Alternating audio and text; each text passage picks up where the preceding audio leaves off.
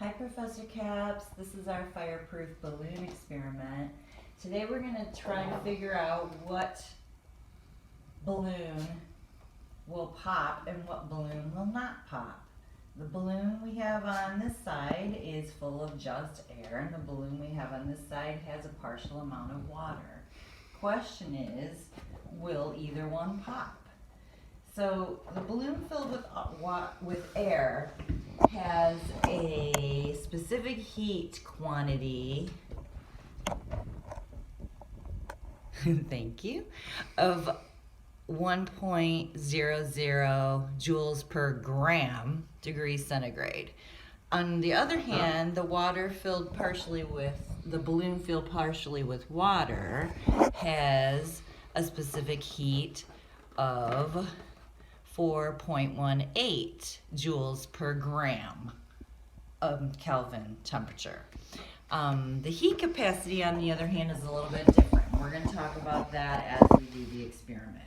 So what we're going to find out is which balloon can survive the flame test. Woo! Obviously, the air one went right up, and the question is, why did that happen? On the other hand, let's try the one with the water. If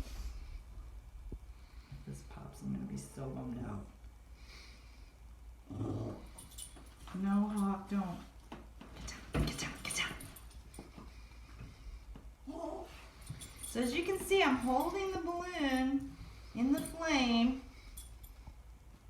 And we're going to hold it there for a couple seconds and see if indeed it is fireproof.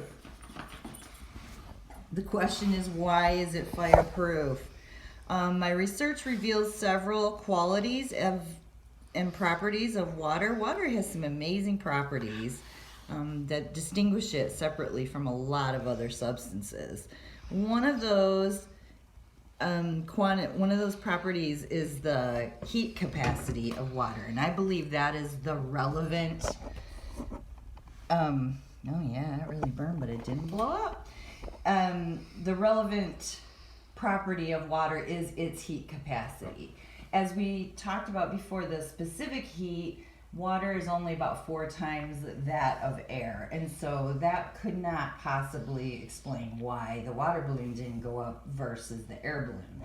But the heat capacity of water is much greater than that of air, and heat capacity means that it takes much more energy to heat up this water, and therefore it protects the stability of the balloon because it transfers the heat away from the balloon surface into the water. The other things I turned up also were the conductivity and the convection. Not quite as important as the heat capacity, but they do play a part.